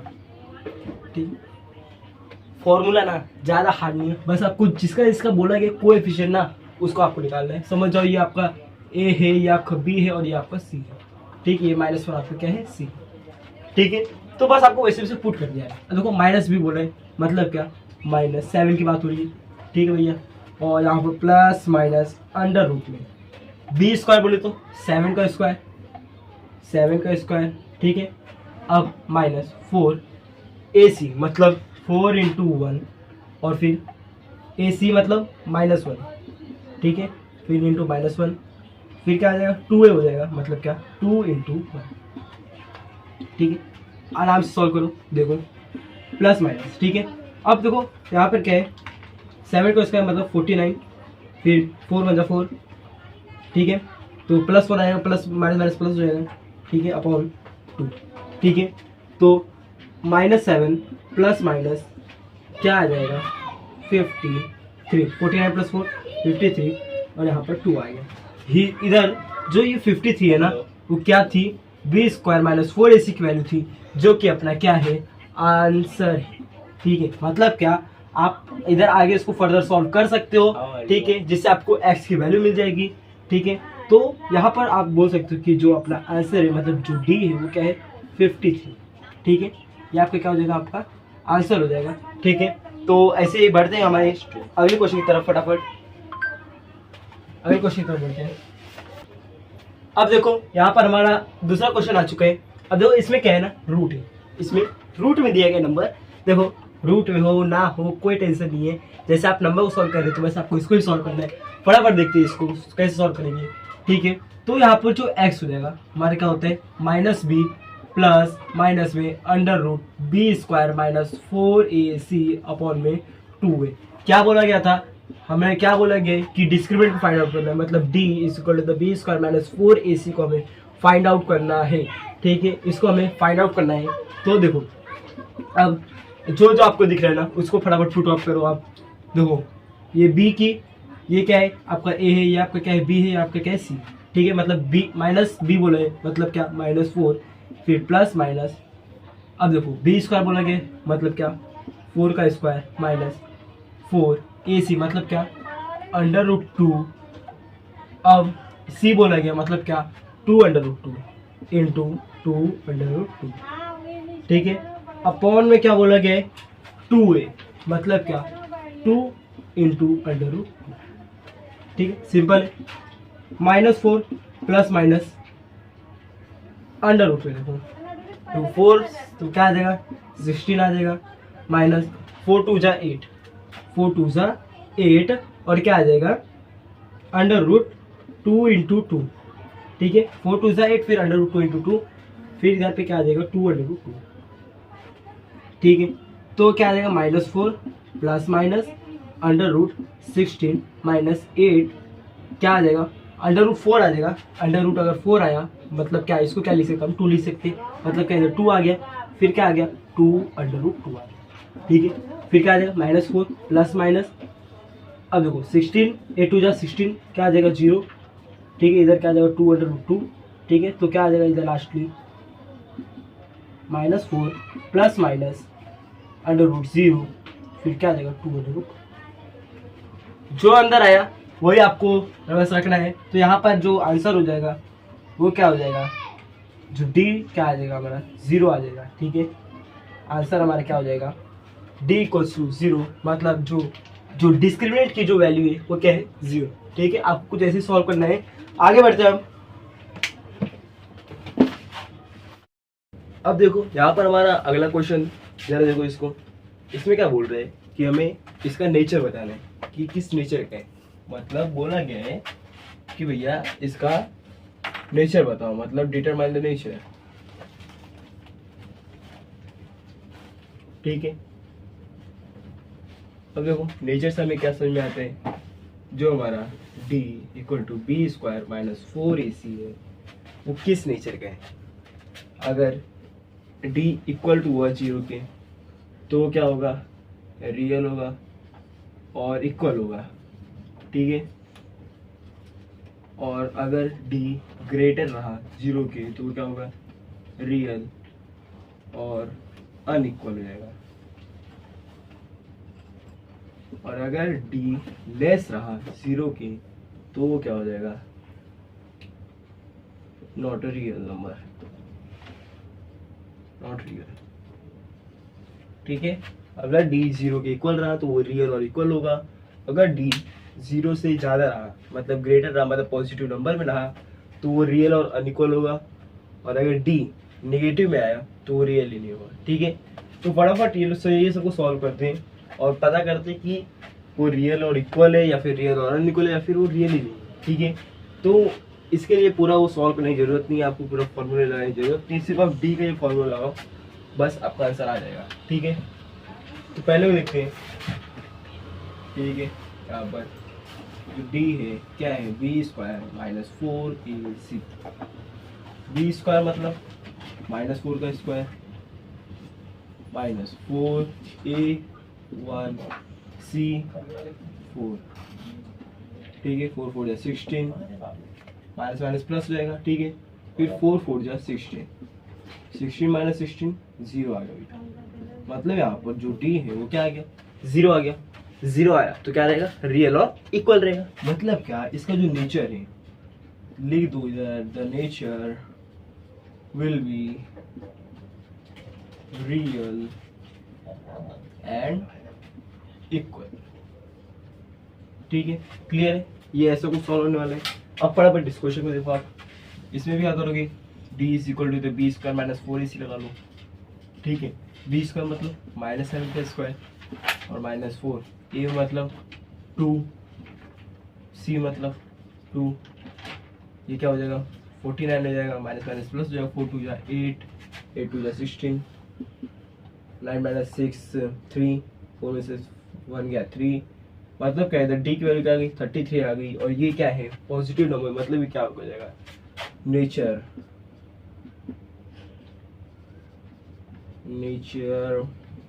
Will be real and unequal, ठीक है। तो ये कुछ ऐसे सॉल्व हो जाएगा आपका। लास्ट क्वेश्चन देख लो फटाफट, जो कि d equal to b square minus 4ac। B square बोले तो 2 का स्क्वायर माइनस 4 इंटू 1 इंटू 9, 2 2 जा 4 माइनस 9 4 जा, ठीक है। 36 माइनस 4 32 माइनस माइनस 32, मतलब डी इक्वल टू माइनस 32 आ गया। मतलब क्या, nature of the root, nature of the root is not real, ठीक है। तो आप कुछ इस तरीके से आप अपना नेचर निकाल सकते हैं इसका, ठीक है, आराम से आप निकाल सकते हैं। आप देख रहे हैं कि यहाँ पर आसानी से जो ये फॉर्मूला सिर्फ आपको पुटअप करना है और आपका जो आंसर है वो आते रहेगा, ठीक है। अब बढ़ते हैं हमारे कुछ अगले क्वेश्चन की तरफ। अब जरा ये लोग क्वेश्चन देखो, क्या बोला गया है कि form quadratic equation from the roots given below. अब रूट्स मन में आ रहा हो क्या है, रूट्स मतलब सॉल्यूशन। जो आपको सॉल्यूशन दिए गए आपको क्या करना है, उसी से आपको क्वाड्रेटिक इक्वेशन को फॉर्म करना है। अब आप ये कैसे करेंगे, समझ जाओ कि ये जो 0 है, let alpha is equal to 0 और जो बीटा है वो क्या है 4, सिंपल। अब देखो एक समझ जाओ, मैं आपको एक ट्रिक बता रहा हूँ, जैसे am पहले ऐड करो फिर क्या करो मल्टीप्लाई करो, ठीक है। पहले ऐड करो फिर मल्टीप्लाई करो। मतलब क्या, अगर आप इसको क्रॉस मल्टीप्लाई करेंगे, मतलब अगर आप इसको मल्टीप्लाई करेंगे तो कुछ एक्स स्क्वायर तो आने वाला है, बिल्कुल। अब माइनस में आ जाएगा, फिर क्या आ जाएगा अल्फा प्लस बीटा, एक्स बाहर आ जाएगा, फिर प्लस में क्या आ जाएगा अल्फा इंटू बीटा, अब देखो जहाँ जहाँ जो वैल्यू है ना उधर पुट कर डालो और यहाँ पर इक्वल्स टू 0 डाल देना, ठीक है। अब जरा देखो यहाँ पर जो एक्स स्क्वायर है, एक्स स्क्वायर रहेगा, अल्फा जब भी क्या था 0 था, प्लस 4x आ गया, फिर 0 इंटू 4 इक्वल्स टू 0, फिर क्या जाएगा x square minus 4x plus 0, 0 4 0, तो इसको लिखने की जरूरत ही नहीं है क्योंकि 0 अगर उधर पे भी गया तो 0 हो जाएगा। तो ये जो अपना है ना, ये क्या अपना क्वाड्रेटिक इक्वेशन फॉर्म हो गया, सिंपल है, ठीक है। तो आप कुछ इसी तरीके से आप फॉर्म कर सकते हो बहुत सारे क्वाड्रेटिक इक्वेशन ऐसी, ठीक है, जो भी रूट्स है उसके उस हिसाब से। तो अब आते हैं हमारे एक छोटे कॉन्सेप्ट पर जिसका नाम है अल्फा और बीटा, ठीक है। जैसा कि हम जानते हैं कि जब हम कोई भी क्वाड्रेटिक इक्वेशन सॉल्व करते हैं तो हम मेनली रूट्स पर ध्यान देते हैं। अब रूट्स एक्स के फॉर्म में आते हैं, हाँ, रूट्स के 2 वैल्यू आते हैं एक्स और एक्स, ठीक है। तो उसी को ना हमें देखो जो अल्फा है और बीटा है आप किसी भी एक्स को मान सकते हैं, ठीक है। कोई भी एक्स अगर आपको चाहिए तो आप अल्फा और बीटा उसको मान सकते हैं आराम से। अब ये जो अल्फा प्लस बीटा होता है ना, अल्फा प्लस जो बीटा होता है वो क्या होता है माइनस बी अपॉन ए, और अल्फा इंटू बीटा क्या होता है सी अपॉन ए। अब आप सोचेंगे कि ये कैसे आया, ये कहाँ से आया। एक इसको छोटे से क्वेश्चन समझते हैं, समझ जाओ कि ये जो x square plus 10x minus 200 है वो क्या है 0, ठीक है, वो क्या है 0 है। तो देखो क्या आ जाएगा, अगर इसको सॉल्व करें तो x square plus 20x minus 10x minus 200 equals to 0, बिल्कुल। फिर क्या जाएगा x plus 20 minus 10 x plus 20, ठीक है, इक्वल्स टू 0। फिर क्या आ जाएगा, अब देखो यहाँ पर x प्लस 20, फिर क्या आ जाएगा x माइनस 10, ठीक है। यहाँ पर आप देख सकते हैं कि जो यहाँ पर एक x की वैल्यू आ जाएगी क्या माइनस 20, और जो दूसरी x की वैल्यू आ जाएगी वो क्या आ जाएगी 10, ठीक है। तो यहाँ पर एक x और दूसरा x हमारे मिल गया। अब क्या बोला गया कि alpha plus beta minus B upon A के फॉर्म में होते हैं। मतलब क्या, अगर हम इस वाले x को अल्फा मान लें और इस वाले x को क्या मान लें बीटा मान लें, तो देखो क्या हो जाएगा माइनस 20 प्लस 10, कितना आ जाएगा माइनस 10। यहाँ पर आप देख सकते हैं कि ये जो आया है 10 वो इसके बराबर है, ठीक है। यहाँ पर आप देख सकते हैं, तो यहाँ पर आप देख सकते हैं कि जो अल्फा प्लस बीटा है वो माइनस 10 है, ठीक है।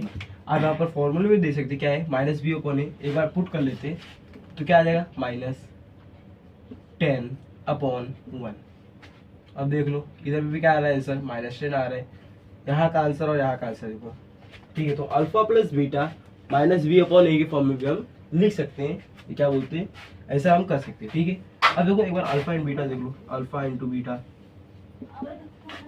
अब ये क्या होते हैं, ये क्या होता है सी अपॉन ए, ठीक है, सी अपॉन ए होता है। पहले अल्फा इंटू बीटा कर लेते हैं, अल्फा क्या है माइनस 20 है और बीटा क्या है 10 है, माइनस 200 आ जाएगा, ठीक है। अब बोला क्या गया कि अल्फा इंटू बीटा सी अपॉन ए होता है। यहाँ पर आप देख सकते हैं कि ये और जो ये है वो क्या हो रहे हैं मैच कर रहे हैं, सेम आ रहे हैं। मतलब क्या अल्फा इंटू बीटा सी अपॉन ए होता है। अब इसको भी बार देख लो, सी मतलब माइनस 200, ए मतलब 1, तो क्या आ जाएगा माइनस 200। यहाँ पर आप देख सकते हैं कि इसी के बेसिस पे ना ये दो फॉर्मूले बना दिए गए, आप समझ जाओ कॉन्सेप्ट बना दिए कि अल्फा प्लस बीटा जो होता है ना वो माइनस बी अपॉन ए होता है, और जो अल्फा इंटू बीटा होता है वो क्या होता है सी अपॉन ए होता है। अब इसी बेस पे फटाफट एक क्वेश्चन देखते हैं, ठीक है।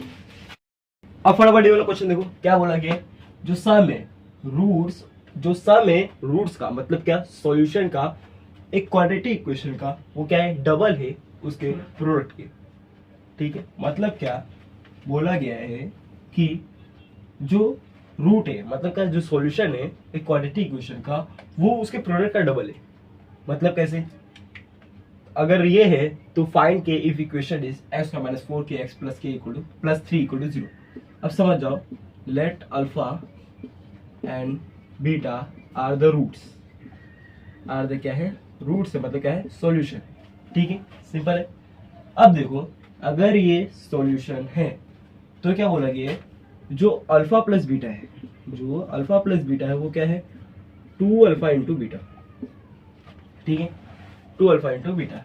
अब देखो हमें बोला क्या गया है, फाइंड के, मतलब इसमें जो के है वो हमें फाइंड आउट करना है।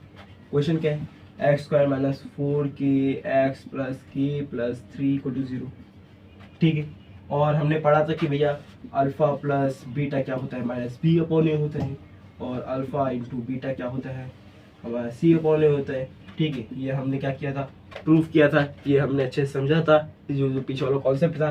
ठीक है, तो अब देखो, अगर मैं इसमें पुट करूँ इसको अल्फा प्लस बीटा, मतलब क्या, अगर मैं इसमें पुट करते जाऊँ तो क्या आ जाएगा, माइनस बी अपॉन ए आ जाएगा, और यहाँ पर क्या आ जाएगा तब 2c अपॉन ए आ जाएगा, 2c अपॉन ए ये आ जाएगा हमारा। ठीक है, तो अब अगर देख सकते हैं कि जो ये माइनस बी अपॉन ए आ जाएगा वो क्या आ जाएगा, इक्वल 2c अपॉन ए के इक्वल आ जाएगा। ठीक है, अगर हम इसमें जो वैल्यूज है, अगर हम इससे कंपेयर कर दें, एक बार कंपेयर कर लेते हैं इसके स्टैंडर्ड फॉर्म से, क्या होता है, A X square plus B X plus C equal to 0। ठीक, तो इससे हमें क्या दिखते हैं कि भैया जो यहाँ पर ए की वैल्यू है वो क्या है, 1 है। ठीक है, यहाँ पर जो बी की वैल्यू है वो क्या है, -4k है। ठीक है, इससे तो हमें यही समझ आते हैं कि जो ए की वैल्यू 1 है और बी की वैल्यू क्या -4k है, और जो सी की वैल्यू है वो क्या है, k+3। ये पूरा उठा लेना। ठीक है, k+3। अब चला ना ये सब वैल्यूज को इसमें पुट करो एक बार। ठीक है, तो क्या है, -4k है। ठीक है, ए है तो ए को लिखने की कोई जरूरत नहीं क्योंकि 1 ही आने वाला है, मतलब वही आ जाएगा। ठीक है, यहाँ पर देखो 2c है, मतलब क्या, 2k+3 है, और अपॉन में ए है, मतलब क्या, इसको लिखने की जरूरत नहीं है।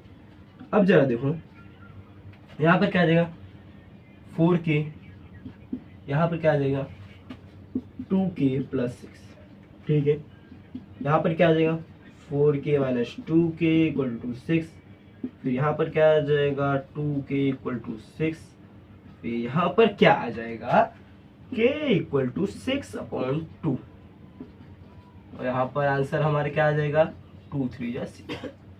मतलब जो k की जो वैल्यू है ना, जो यहाँ पर जो k की वैल्यू पूछी थी, वैल्यू ऑफ k इज क्या है, 3 है। ठीक है, यहाँ पर जो हमारे k की वैल्यू आ गई ना वो क्या है, 3 है। ठीक है, तो ये जो क्वेश्चन है कुछ इस प्रकार से सॉल्व होगा। ठीक है, तो आपको समझा कि इस टाइप के क्वेश्चन को आपको कैसे एनालाइज करना है, कैसे क्या करना है, और इसको किस तरह से सॉल्व करना है। ठीक है, बढ़ते हैं हमारे नेक्स्ट क्वेश्चन की तरफ। बराबर, अब ये वाला क्वेश्चन देखो क्या बोला गया है, जो अल्फा एंड जो बीटा है वो क्या है, रूट से, मतलब क्या है, सॉल्यूशन है इसका y² - 2y - 7 0 का।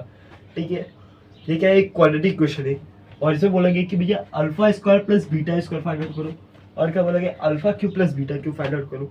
ठीक है, बहुत आसान है। अब देखो क्या है क्वेश्चन, y² - 2y - 7 = 0। ठीक है, बोले गए alpha square plus beta square चाहिए। अब देखो हमने पढ़ा था क्या कि अल्फा प्लस बीटा क्या होता है, -b/a। हाँ जी भैया, तो उस हिसाब से -b/a है तो क्या आ जाएगा, 2 आ जाएगा अल्फा प्लस बीटा। ठीक है, यहाँ पर देखो माइनस से माइनस माइनस प्लस हो जाएगा। फिर अल्फा इंटू बीटा, हमने पढ़ा c/a, c क्या है, -7 है, तो -7 है, अल्फा इंटू बीटा -7 आ गया, सिंपल। तो अब देखो, अब हमें चाहिए क्या, alpha square plus beta square, तो क्या आ जाएगा, अल्फा प्लस बीटा का होल स्क्वायर। क्या होता है भैया, देखो क्या होता है, ए प्लस बी का होल स्क्वायर क्या होता है, पहले देख लो एक बार, ए प्लस बी का whole square, A square plus B square plus 2ab। ठीक है, मतलब क्या, यहाँ पर क्या हो जाएगा कि जो अल्फा का स्क्वायर हो जाएगा प्लस बीटा का square plus 2 alpha into beta. ठीक है, क्लियर है, ये हो जाएगा ये। अब देखो जैसे जैसे हम इसको पुट करेंगे, ठीक है, क्या हो जाएगा, इसको अगर हम करें इसका स्क्वायर तो alpha square plus beta square plus 2 alpha into beta. अब देखो अल्फा का, अब देखो यहाँ पर जो ये आपको पूरा लग रहा है वो क्या लग रहा है कि भैया इसका ये अल्फा प्लस बीटा का स्क्वायर है। तो ये काम करो, इसको अल्फा प्लस बीटा का स्क्वायर ही स्क्वायर ले दो, ठीक है। अब देखो नेक्स्ट स्टेप में आपको क्या करना है कि ये जो अल्फा प्लस बीटा का स्क्वायर है उसको दे रहे हैं, ये जो अल्फा प्लस बीटा का होल स्क्वायर है, ठीक है, ये जो प्लस 2 अल्फा इंटू बीटा था इसको आप उधर भेज दो, 2 अल्फा इंटू बीटा माइनस चल जाएगा, ठीक है। फिर क्या हो जाएगा alpha square plus beta square, फिर क्या आ जाएगा अल्फा प्लस बीटा का स्क्वायर मतलब क्या 2 का स्क्वायर, फिर 2 अल्फा इंटू बीटा मतलब क्या 2 इंटू -7, फिर क्या आ जाएगा इधर alpha square plus beta square equal to क्या आ जाएगा इधर 2 2 से 4 माइनस प्लस 2 7 से 14 alpha square plus beta square equal to 18, ठीक है। यहाँ पर जो alpha square plus beta square है वो क्या आ गया 18 आ चुका है, ठीक है। तो इसका तो हमें मिल गया। अब फटाफट इसका ढूंढते हैं, इसका भी देखो इधर ढूंढ लेते हैं हम। अब ना एक फॉर्मूला होता है किसका A cube A plus B के होल क्यूब का क्या होता है A cube plus B cube plus 3a square B plus 3ab square, ठीक है। ये क्या होता है फॉर्मूला होता है, ठीक है। तो अब उसको हम पुटअप करेंगे किसमें इसमें, ठीक है। तो क्या हो जाएगा अल्फा प्लस बीटा का क्यूब, ठीक है। तो क्या हो जाएगा अल्फा का क्यूब प्लस बीटा का cube plus 3 alpha square beta फिर plus 3 alpha beta square, simple है। अब देखो अब इधर क्या हो जाएगा जो alpha cube plus beta cube जो उधर लिखा है सब चालू करेंगे, फिर क्या हो जाएगा 3 अल्फा स्क्वायर बीटा फिर 3 अल्फा बीटा का होल स्क्वायर, फिर यहाँ पर लिखें। अब इस चीज को आप इसे लिख सकते हो, ठीक है। क्या हो जाएगा अल्फा प्लस बीटा का होल क्यूब। अब यहाँ पर लिखो alpha cube plus beta cube. अब जितना ये सब है ना सब उधर फेर लो, ठीक है। तो अल्फा प्लस बीटा का क्यूब, फिर क्या हो जाएगा माइनस में 3 अल्फा स्क्वायर बीटा, ये भी चल जाएगा माइनस में 3 अल्फा बीटा स्क्वायर। अब ध्यान दो जो यहाँ पर alpha cube plus beta cube A plus B का होल क्यूब है, मतलब अल्फा ए प्लस बी का होल क्यूब है, मतलब क्या 2 का क्यूब माइनस 3 अल्फा स्क्वायर बीटा, तो अल्फा इंटू बीटा है ना। तो यहाँ पर क्या हो जाएगा अल्फा इंटू बीटा क्या है ये, ठीक है। यहाँ से हम कॉमन कुछ ले सकते हैं, पहले कॉमन ले लेते हैं, काम करते कॉमन ले लेते क्या आ जाएगा 3 अल्फा और बीटा दोनों कॉमन आ जाएगा, अंदर क्या बचेगा अल्फा, ठीक है। अंदर क्या बचेगा अल्फा बचेगा और इधर क्या बचेगा बीटा, ठीक है। इधर अल्फा बचेगा इधर बीटा बचेगा। अब देखो यार अब तो ये और सिंपल हो गई, alpha cube plus beta cube, ये क्या हो जाएगा 8 हो जाएगा। 3 अल्फा इंटू बीटा मतलब क्या इसकी बात हो रही है, तो क्या आ जाएगा इधर प्लस आ जाएगा 3 7 21 हो जाएगा। फिर अल्फा इंटू बीटा क्या है तो क्या आ जाएगा -7, ठीक है। यहाँ तक आपको क्लियर है, अच्छा ठीक है। तो यहाँ पर आप देख सकते हैं कि हमने जब कॉमन लिया किसको लिया 3 अल्फा बीटा, अब यहाँ पर हमने माइनस भी कॉमन लिया था तो हमने उसको ध्यान नहीं दिया, तो यहाँ पर क्या आ जाएगा अल्फा प्लस बीटा आ जाएगा। और फिर यहाँ पर जो हो जाएगा ना ये स्टेप को वापस करते एक बार, ठीक है। तो क्या हो जाएगा जो alpha cube plus beta cube आ जाएगा वो क्या आ जाएगा 8 माइनस देखो 3 अल्फा इंटू बीटा कितना है 7 है, तो क्या आ जाएगा 3 इंटू -7। फिर अल्फा इंटू बीटा कितना है अल्फा प्लस बीटा 2 है, ठीक है। अब देख लो अब हमारा आंसर आ जाएगा बीटा क्यूब क्या आ जाएगा 8 7 3 21 इंटू 2, सो 2 1 2 2 2 4 प्लस 8 क्या आ जाएगा 8 प्लस 42 फिर क्या आ जाएगा इधर 50 आ जाएगा। तो यहाँ पर जो हमारा अल्फा क्यूब है प्लस बीटा क्यूब है वो कितना आ गया 50 आ गया। ठीक है, तो यहाँ पर हमारे जो दोनों का आंसर है ना वो हमारा आ चुका है। तो सुनो, अब जो हमारा कुछ वर्ड प्रॉब्लम्स है जो क्वाड्रेटिक इक्वेशन में, तो उसके लिए एक सेपरेट वीडियो आ जाएगी जिसमें हम बहुत सारे वर्ड प्रॉब्लम सॉल्व करेंगे। ठीक है, तो जो यहाँ पर हमारा जो लेक्चर होते हैं, जो हमारा पूरा ये जो क्वाड्रेटिक इक्वेशन जो हमारा पूरा लेसन होते हैं वो क्या होते हैं कंप्लीट होते हैं। तो आज के लिए सिर्फ इतना ही, मिलते हैं जब हम सॉल्व करेंगे क्या बहुत सारे वर्ड प्रॉब्लम्स क्वाड्रेटिक इक्वेशन के, तब हम मिलते हैं। तब तक के लिए बाय बाय, टाटा, सी यू।